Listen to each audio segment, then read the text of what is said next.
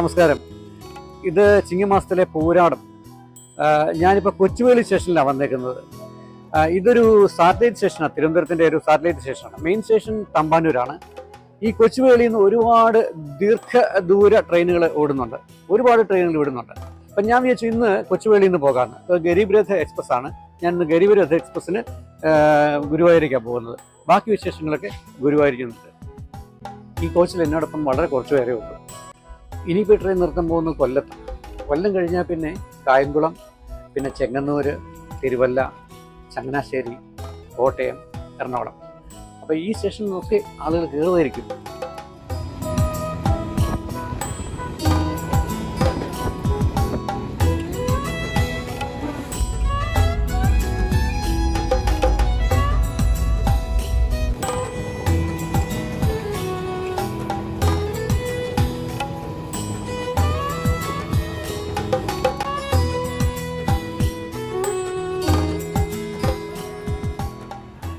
ഞാൻ തൃശ്ശൂർ റെയിൽവേ സ്റ്റേഷനിൽ നിന്നും ഒരു ടാക്സിയിൽ ഗുരുവായൂരേക്ക് പുറപ്പെട്ടു.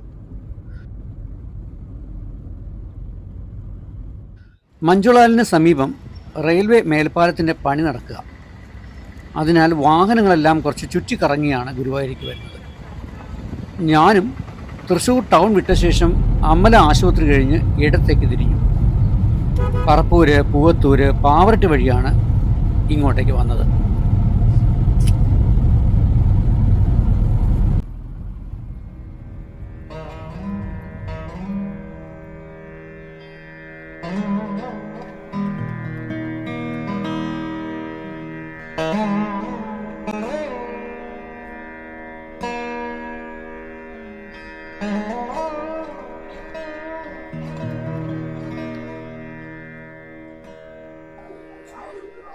ക്ഷേത്രം എന്ന് പറഞ്ഞാൽ ശരീരം എന്നാണ് അർത്ഥം. അപ്പോൾ ഈ ശരീരം നമ്മൾ എത്ര വൃത്തിയായി സൂക്ഷിച്ചു വയ്ക്കും, അതുപോലെ തന്നെ ദേവാലയം എത്ര ഭംഗിയായി സൂക്ഷിച്ചു വയ്ക്കും, വൃത്തിയായി സൂക്ഷിച്ചു വയ്ക്കും, അതേപോലെ തന്നെ ഇവിടെയുള്ള മനുഷ്യർ, ഇവിടെ വരുന്ന ആൾക്കാർ എല്ലാവരും നല്ല കുളിച്ച് വൃത്തിയായി നല്ല വസ്ത്രം എടുത്താണ് വരുന്നത്. ഇതാ ഗുരുവായൂർ സന്നിധി നോക്കൂ, എന്ത് തിരക്കാണെന്ന് നോക്കൂ. യഥാർത്ഥത്തിൽ 365 ദിവസവും ഉത്സവം എന്ന് പറഞ്ഞാൽ മതി, അത്രയ്ക്കും ആളുകളാണ്. എവിടെ നിന്നൊക്കെ ആളുകൾ വരുന്നത്? ഭാരതത്തിൻ്റെ എല്ലാ ഭാഗത്തു നിന്നും, ലോകത്തിൻ്റെ പല ഭാഗത്തു നിന്നും ഒക്കെ ഇവിടെ വന്നിട്ടുണ്ട്. അപ്പോൾ എന്താണെന്ന് വെച്ച് കഴിഞ്ഞാൽ ഈ നാരായണീയം, മേൽപ്പത്തൂർ ഭട്ടതിരി എഴുതിയ നാരായണീയം, അതുപോലെ പൂന്താനത്തിന് ജ്ഞാനപ്പാനം, ഈ 2 കൃതികൾ വന്ന ശേഷമാണ് ഈ ക്ഷേത്രം ഇത്രമാത്രം പ്രശസ്തിയിലേക്ക് ഉയർന്നത്. പിന്നെ നാൾക്ക് നാൾ പ്രശസ്തി ഇങ്ങനെ കൂടിക്കൊണ്ടിരിക്കുക. അപ്പോൾ എന്താണെന്ന് വെച്ചാൽ നമുക്കറിയാം, ഭഗവാനെ കാണാനായിട്ട് നമ്മൾ ഇവിടെ ക്യൂ നിൽക്കണം, സ്പെഷ്യൽ ദർശനമുണ്ട്. അപ്പോൾ ക്യൂ നിൽക്കുമ്പോൾ നമുക്ക് ഭഗവാനെ പ്രാർത്ഥിക്കാം. അതേപോലെ തന്നെ അകത്ത് ചെന്ന് കഴിഞ്ഞാൽ എന്തെല്ലാം അലങ്കാരങ്ങളാണ് ഭഗവാന്.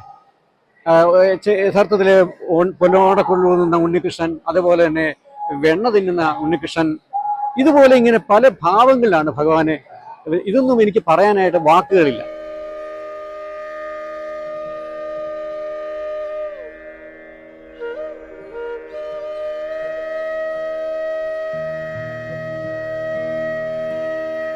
കസവ് പട്ട് ഞൊറിഞ്ഞെടുത്ത് അരയിൽ കിങ്ങിണി ചുറ്റി, കഴുത്തിൽ മുല്ലമുട്ടുമാല ചാർത്തി, നെറ്റിയിൽ ഗോപിക്കുറി തൊട്ട്, കയ്യിൽ ചെറിയൊരു പൊന്നോടക്കുഴലും പിടിച്ച് പാൽപുഞ്ചിരി പൊഴിക്കുന്ന ഉണ്ണിക്കണ്ണനെയാണ് ഞാൻ ഗുരുവായൂരിൽ കണ്ടത്.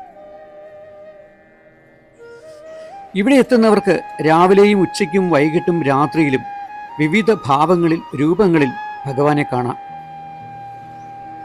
ആ ഭഗവാൻ ആശ്രിതവത്സലനാണ്. മനമൊരുക്കി പ്രാർത്ഥിച്ചോളൂ.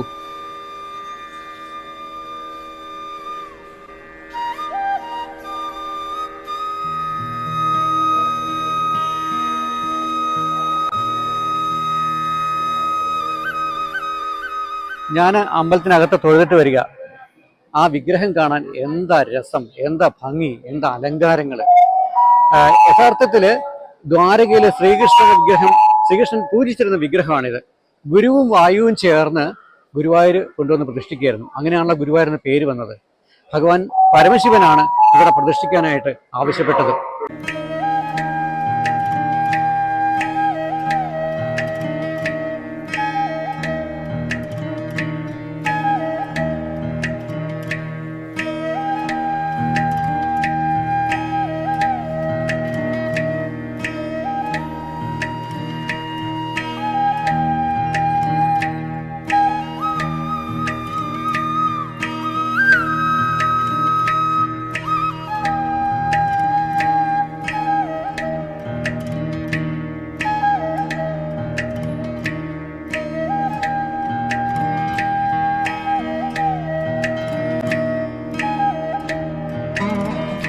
ഞാൻ ഇതിനു മുമ്പ് ഗുരുവായൂർ വന്നത് പ്രൈം മിനിസ്റ്റർ ഇവിടെ വന്നപ്പോഴാണ്. ഗുരുവായൂർ ദർശനത്തിന് അദ്ദേഹം വന്നു. സാധാരണ ഭയങ്കര തിരക്കാണല്ലോ. അന്ന് സെക്യൂരിറ്റി പോയിന്റ് ഓഫ് വ്യൂവിൽ തിരക്കൊന്നുമില്ലായിരുന്നു. അപ്പം അദ്ദേഹം വന്നതിന് ശേഷം, തൊഴുതിന് ശേഷം ഉണ്ടായിരുന്ന ഒരു പബ്ലിക് മീറ്റിംഗ് ഉണ്ട് ഇവിടുത്തെ ശ്രീകൃഷ്ണ സ്കൂളിൽ. അതിൻ്റെ ചുമതല എനിക്കായിരുന്നു. അക്കാര്യം എനിക്ക് നല്ല ഓർമ്മയുണ്ട്.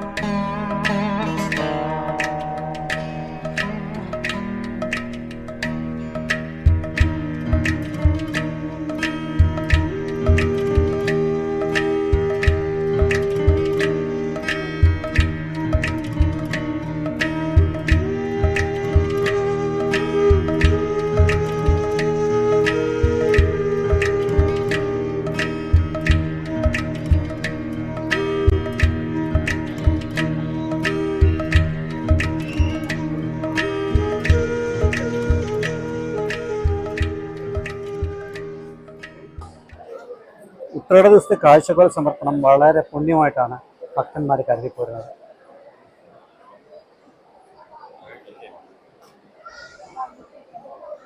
ചിങ്ങമാസത്തിലെ ശ്രീകൃഷ്ണ ജന്മാഷ്ടമിയും കുംഭമാസത്തിലെ ഉത്സവം കഴിഞ്ഞാൽ പിന്നെ ഇവിടുത്തെ പ്രധാന ആഘോഷം എന്ന് പറയുന്നത് ഗുരുവായൂർ ഏകാദശിയാണ്. വൃശ്ചിക മാസത്തിലെ ശുക്ലപക്ഷത്തിലെ ഏകാദശി. അപ്പം ഞാൻ ദൂരദർശൻ ജോലി ചെയ്യുന്ന കാലത്ത് ആദ്യം ദൂരദർശൻ്റെ ടീം ഗുരുവായൂർ ഏകാദശി എടുക്കാൻ വന്നത് അന്ന് എനിക്കായിരുന്നു എൻ്റെ ചുമതല. അപ്പം ഞാനന്ന് ഒരു വലിയ സംഭവം ഓർക്കുന്നുണ്ട്. ഞങ്ങൾ ഇങ്ങനെ ദേവസ്വം ഭരണസമിതി ചോദിച്ചു എങ്ങനെ ഉണ്ടാവും.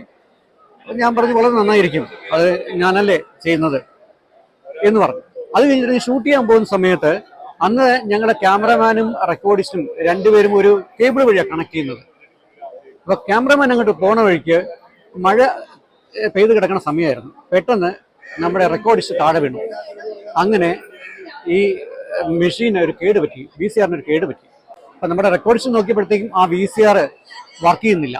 അപ്പം അദ്ദേഹം പറഞ്ഞു ഇത് ചെറിയൊരു കാര്യമേ ഉള്ളൂ, തീർച്ചയായിട്ടും അത് ശരിയാക്കാം.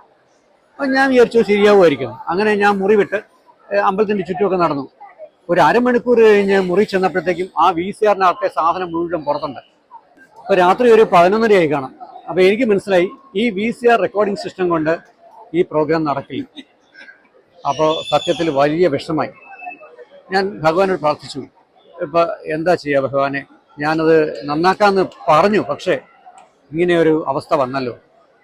പെട്ടെന്നാണ് എനിക്ക് തോന്നിയത് ഡയറക്ടറെ വിളിക്കാമെന്ന്. രാത്രി 11:30 എന്നിട്ട് ഞാൻ അദ്ദേഹത്തെ വിളിച്ചു.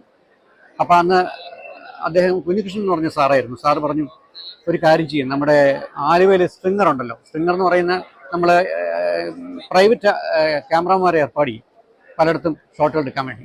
അങ്ങനെ ആലുവയിൽ അദ്ദേഹത്തോട് പറയാൻ പറഞ്ഞു. അപ്പം ഞാൻ അദ്ദേഹത്തോട് പറഞ്ഞു. അപ്പോൾ അദ്ദേഹം പറഞ്ഞു തീർച്ചയായും വരാം, ഒരു 4-4:30 വെളുപ്പിന് 4:30 എത്തിയേക്കാം എന്ന് പറഞ്ഞു. അങ്ങനെ എനിക്ക് ഉറങ്ങാൻ പറ്റിയില്ല. ഞാൻ 4:30, 5, 6 അദ്ദേഹം വരുന്നില്ല. ഞങ്ങളുടെ സ്ട്രിങ്ങർ എന്ന് പറയുന്ന ആലുവയിൽ അന്ന് പീക്കോക്ക് കൃഷ്ണൻ എന്ന് പറയുന്ന ഒരാളായിരുന്നു. അദ്ദേഹം കൃത്യമായി എന്നോട് പറഞ്ഞതനുസരിച്ച് തന്നെ 6:30 എത്തി. 6:30 വന്ന ശേഷം വളരെ ഭംഗിയായി റെക്കോർഡിംഗ് നടന്നു. വലിയ ടെൻഷനുള്ള ഒരു ദിവസമായിരുന്നു അത്. എങ്കിലും ഇന്ന് ഓർക്കുമ്പോൾ വലിയ അഭിമാനം തോന്നുന്നു. കർണാടക സംഗീത ചക്രവർത്തി ആയിരുന്നല്ലോ ചെമ്പൈ വൈദ്യനാഥ ഭാഗവതർ. അദ്ദേഹം വലിയ ഗുരുവായൂരപ്പ ഭക്തനായിരുന്നു. ഒരിക്കൽ കച്ചേരിക്കിടെ അദ്ദേഹത്തിൻ്റെ ശബ്ദം നിലച്ചുപോയി. പിന്നെ നാളുകളോളം ഗുരുവായൂരിൽ ഭജിച്ച് നാദം തിരികെ കിട്ടുകയായിരുന്നു. അതിൻ്റെ ഓർമ്മയ്ക്കായി ഏകാദശി നാൾ രാത്രിയിൽ അവസാനിക്കും വിധം തുടർച്ചയായി 15 ദിവസം നീണ്ടു നിൽക്കുന്ന ഒരു സംഗീതോത്സവം ഗുരുവായൂരെ മേൽപ്പത്തൂർ ഓഡിറ്റോറിയത്തിൽ നടന്നു വരുന്നുണ്ട്. ഇത് ദൂരദർശനിൽ കാണിക്കുന്നതിനായി ഞങ്ങൾ പ്രൊഡ്യൂസർമാർ, സാങ്കേതിക വിദഗ്ധരും ക്യാമറാമാൻമാരും അടക്കമുള്ള സംഘത്തോടൊപ്പം ഇവിടെ വരാറുണ്ട്. ഗുരുവായൂർ അമ്പലത്തിൻ്റെ ദർശനം കിഴക്കോട്ടാണ്. അപ്പം അമ്പലത്തിലെത്തുന്ന ആർക്കും ആദ്യം എത്തുന്ന സ്ഥലമാണ് മഞ്ജുളാൽ. ഇതാണ് മഞ്ജുളാൽ, എൻ്റെ പിന്നിൽ കാണുന്നതാണ് മഞ്ജുളാൽ. മഞ്ജുളാലിൻ്റെ പ്രാധാന്യം എന്താണെന്ന് വെച്ച് കഴിഞ്ഞാൽ, പൂന്താനം ഉണ്ടായിരുന്ന കാലത്ത്, ജീവിച്ചിരുന്ന കാലത്ത് ഒരു വാരസ്യാരി കുട്ടിയുണ്ടായിരുന്നു, മഞ്ജുള. മഞ്ജുള ദിവസവും ഭഗവാന് മാല ചാർത്തും. ഒരു ദിവസം വൈകുന്നേരം ചെന്നപ്പോൾ മാല ചാർത്താനായിട്ട് പറ്റിയില്ല, കാരണം അമ്പലം അടച്ചുപോയി. അപ്പോൾ എന്താണെന്ന് വെച്ച് കഴിഞ്ഞാൽ അവർക്ക് വലിയ സങ്കടമായി. അപ്പോൾ പൂന്താനം പറഞ്ഞു, ഒരു കാര്യം ചെയ്യേ, ഒരു ആൽമരം ഉണ്ടല്ലോ, അതിന് ചുവട്ടിലൊരു വിഗ്രഹമില്ലേ, അതുമേ കൊണ്ട് ചാർത്തിക്കൊള്ളാൻ പറഞ്ഞു. അങ്ങനെ അവൾ ആ മാല ചാർത്തി. പിറ്റേ ദിവസം രാവിലെ മേൽശാന്തി നോക്കിയപ്പോഴത്തേക്കും ഒരു മാല മാത്രം അനങ്ങുന്നില്ല.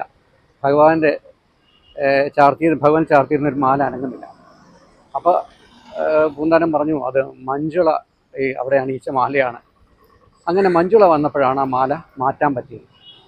അതുകൊണ്ടാണ് ഇപ്പോൾ മഞ്ജുള എന്ന് ഈ മരത്തിന് പേര് വന്നത്. ഇവിടെ ഒരു ഗരുഡൻ്റെ വിഗ്രഹമുണ്ട്, തൊട്ടപ്പുറത്തെ പൂന്താനത്തിൻ്റെ ഒരു ചെറിയ പ്രതിമയുണ്ട്.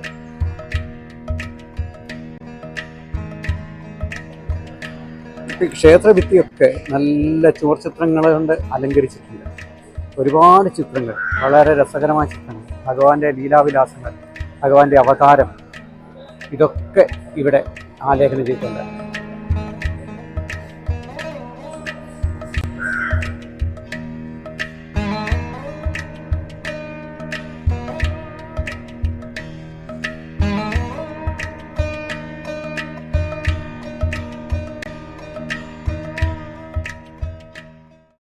ഞാൻ ഗുരുവായൂർ യാത്ര കഴിഞ്ഞ് നേരെ വീട്ടിലെത്തി. ഇന്നലെ വീട്ടിലെത്തി, അതായത് ഉത്രാട ദിവസം വീട്ടിലെത്തി. ഇന്നിപ്പോൾ തിരുവോണമാണ്. അപ്പോൾ വീട്ടിൽ അമ്മയുണ്ട്, സഹോദരങ്ങളുണ്ട്. അപ്പോൾ ഞങ്ങളെല്ലാവരും കൂടി ചേർന്ന് ചെറിയ രീതിയിലൊരു ഓണം ആഘോഷിക്കാൻ തീരുമാനിച്ചു. അതിൻ്റെ പ്രധാനപ്പെട്ട പായസം, നമുക്കറിയാം ഓണം എന്ന് പറഞ്ഞാൽ പായസമാണല്ലോ. അപ്പോൾ ഞാനതിലൊരു പായസം വയ്ക്കാൻ തീരുമാനിച്ചു. ഉരുളി വെച്ചിട്ടുണ്ട്, ചെറിയ ഉരുളിയാണ്. എന്നുവെച്ചാൽ വലിയ ഉരുളിയൊന്നും ആവശ്യമില്ല, ഇപ്പോൾ ആളുകളില്ലല്ലോ അധികം. അതുകൊണ്ട് ചെറിയ ഉള്ളിൽ ഇപ്പോൾ വെള്ളം തിളച്ചു. ആട നമുക്കിടാം.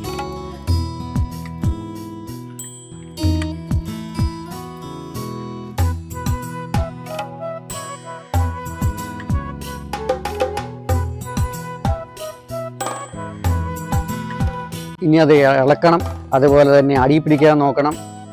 തിളയ്ക്കുമ്പോഴാണ് നമുക്ക് അടുത്ത പരിപാടി.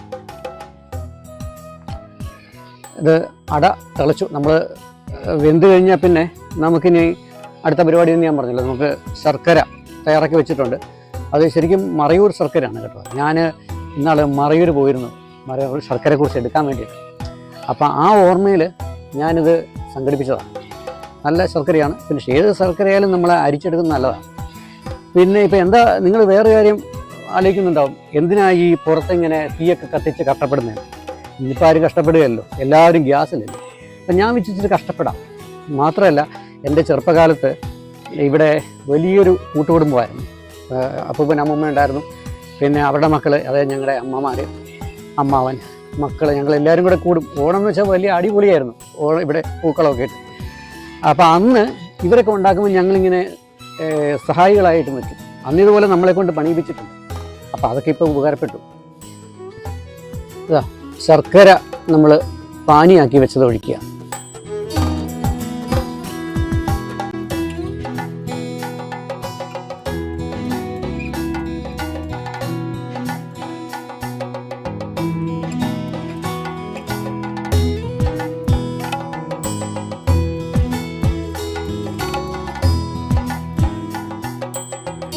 നമ്മൾ ശർക്കര പാനി ഒഴിച്ചു, അത് തിളച്ചു.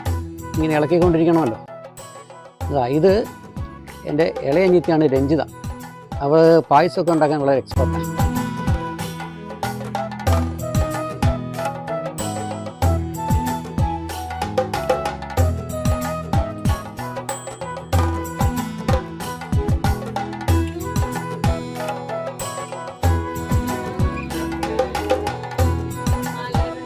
ഓണമായപ്പോൾ അടുത്ത സൗകര്യം വന്നു, രാജി.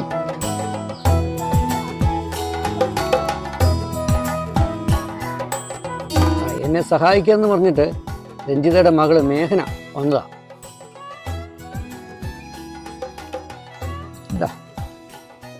രണ്ടാം പാല് ഒഴിക്കാൻ സമയമായി. നമ്മൾ അടയിട്ടിട്ട് ആദ്യം മൂന്നാം പാലിലാണ് നമ്മളിത് വേവിച്ചത്. ഇപ്പോൾ അതാ നമ്മൾ രണ്ടാം പാല്.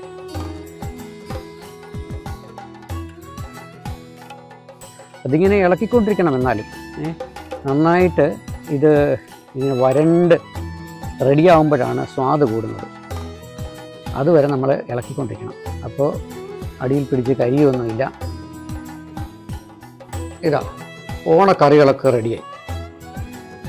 സദ്യക്ക് കറികളൊക്കെ റെഡിയായി. ഇനിയിപ്പോൾ പായസം മാത്രം ശരിയായി. ഒന്നാം പാൽ ഒഴിക്കാൻ സമയമായി. ഒന്നാം പാല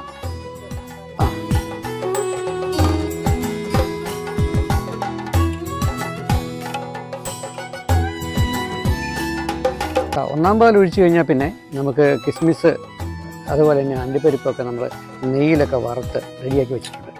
അതുപോലെ തന്നെ ഏലക്ക പൊടിച്ചതും ഇവിടെ നമ്മളിട്ട് പായസം റെഡി. ഇനി നമുക്കിത് പതുക്കെ വാങ്ങി വയ്ക്കാം.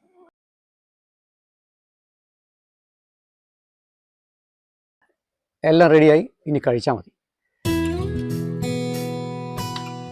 പായസം എങ്ങനെയുണ്ട്? എനിക്ക് തന്നെ കൊതി വരുന്നു.